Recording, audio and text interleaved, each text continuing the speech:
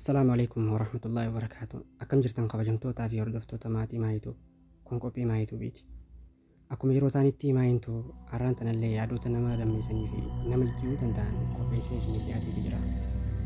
Warroonni chaanala maayituu fi haaraa taatan sabskiraayib godhaa. Akkasuma qophiin tun saffisaan akka isin bira geessuuf laayik tokko hin dagatinaa. Qophii tana qopheessee kan isiniif dhiyeessu ana Hayyuu Jibriilii. Hanga dhuma sagantaa teenyaatti nu faana turuun afeerraa xiyyeetan kabajaati. Har'aan tana qaama ilma namaa keessaa maalummaa kutaa sammuu irraa gurra isin buusuuf yaala. Qaamni ilmi namaa diizaayinii ajaa'ibsiisaadhaan uumame. Teekinooloojiin hin dulloomne akkasuma kan yeroon irra hin dabarre diizaayinii uumamaati. Qaamonni keenya hundinuu ajaja sammuutiin hoogganamaa. Fakkeenyaaf wantoota ijji agartuu hundaa'u sammuutu kakannaafi. Walumaa galatti wanti qaama keenya keessa jiru hundinuu gargaarsa sammuutti haajama. Sammuun keenya ulfaatina haga kiloogiraama takka tuqaa 5 ulfaata. Ta'us garuu ulfaatinni isaa ulfaatina qaama keenya keessaa parsantii 2 qofa.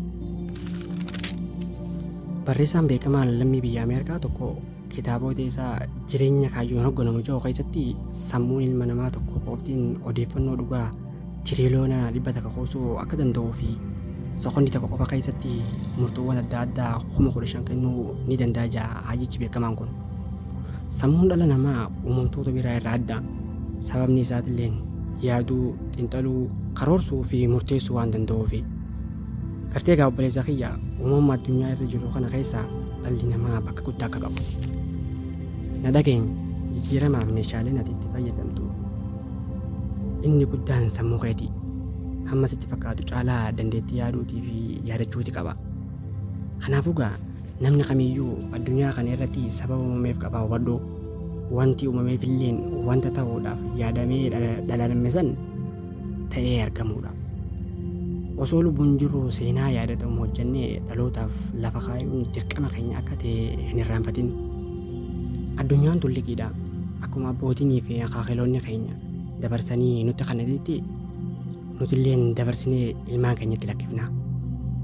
Liqii nuuf kennamte tana osoo bu'aa irraa hin buusin deebisuu osoo hin taane sammuu nuuf kennamtetti fayyadamnee siidaa seenaa dhalootaaf gumaachuun barbaachisaa qofa osoo hin taane dirqama dhala namaa hundaati.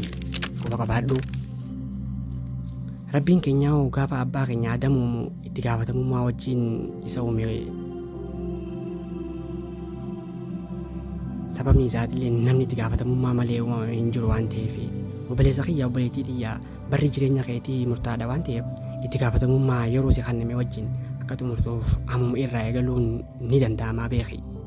Egaa kabajamtootaa fi hordoftoota maayitu qophiin isiniif qabadhee dhufe tana fakkaatti. Haga xumura qophii keenyatti na hordofuu keessaniif hedduun galatooma. Hanga qophii biraatiin walitti dachaanutti nagayaan naa turan dhaamsa maayituu biiti.